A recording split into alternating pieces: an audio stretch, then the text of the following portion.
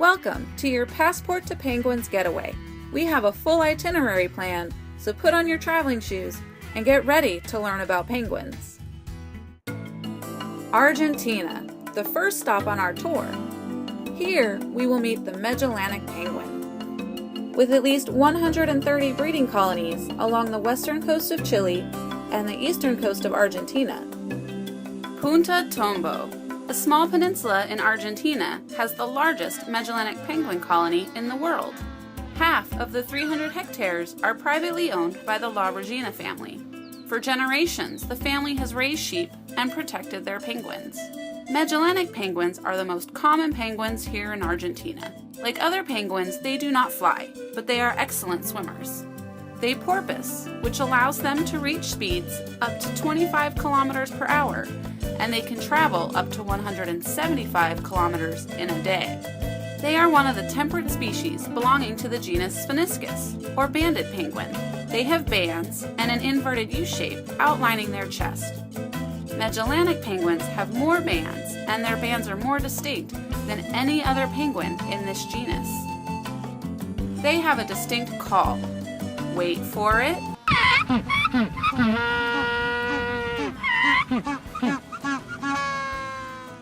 Sound familiar? Because of this call, they were given the nickname jackass penguins. If you look over by the bushes, you can see researchers hard at work. Dr. de Boersma and her graduate students have been monitoring penguins of Punta Tombo for 30 years. Oil pollution has resulted in a sharp decline in Magellanic penguins, and they are now listed as near threatened. Each year, 100,000 tourists visit the penguins of Punta Tombo. Fortunately, most, like ourselves, are well behaved and obey rules, but some get off the marked path and collapse burrows. Like humans, penguins create stress hormones when they are scared. So we must stand at a distance and give these penguins the space they need.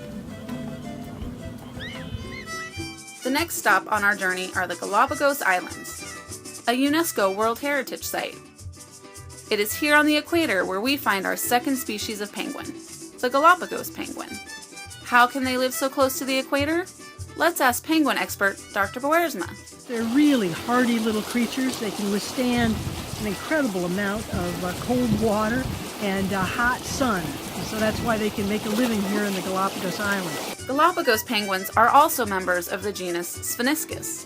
But if you look closely, you will see that the Galapagos penguins have very subtle bands, and they have a white chin.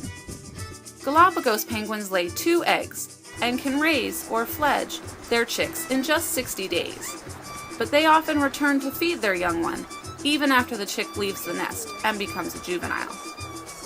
The Galapagos penguin is the rarest penguin and found only here on the Galapagos Islands.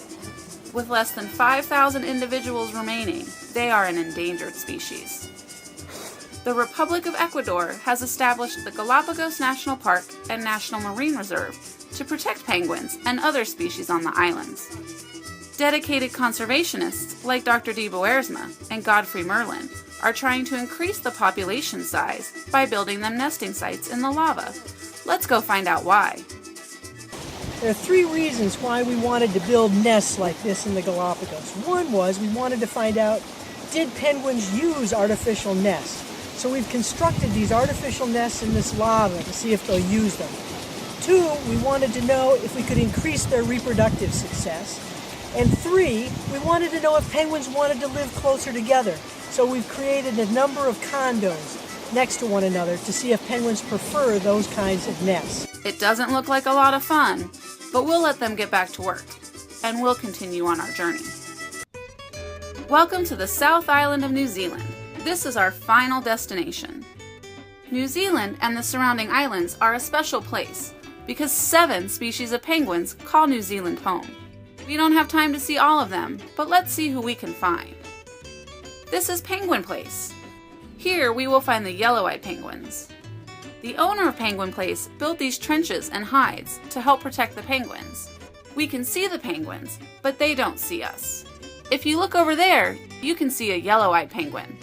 It's not hard to find these big guys. They are 65 centimeters tall and weigh 4 to 9 kilograms. All that weight doesn't go to their backside. You can tell by the way they walk. With a flatter rear end than other species, they tend to stand more upright and often run with their flippers in front of them to help with balance. Unlike other species, the yellow-eyed penguins are more solitary in that they don't like other penguins too close. Despite the thick vegetation, they can hear their neighbors within several hundred meters. But as long as they can't see them, they will not start a fight.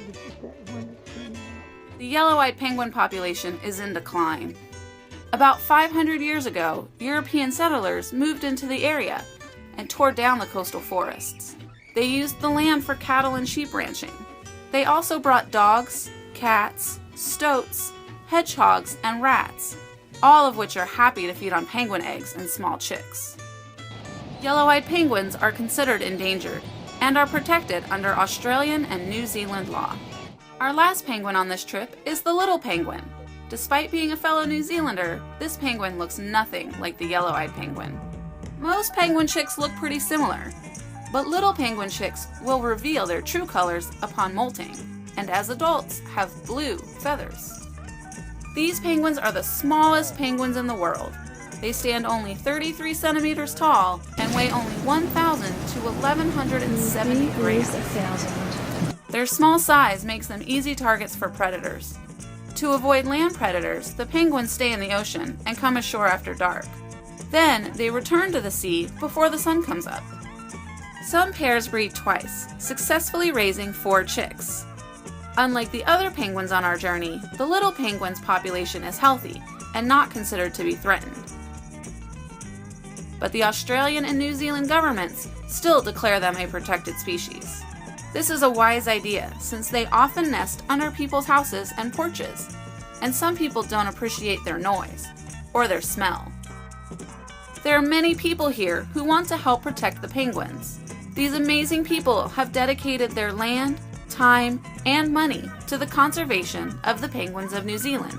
Let's take a moment now to show our appreciation to David McKee, Howard McGrutner, Hiltron Rats, and all of the other staff and volunteers that help keep these penguins safe. Your Passport to Penguins trip has come to an end. We hope you had a great time and learned a lot about these penguins. We encourage you to continue your educational journey. You can learn more about the 18 species of penguins in the book, Penguins, Natural History and Conservation, or by visiting globalpenguinsociety.org. Have a safe trip home!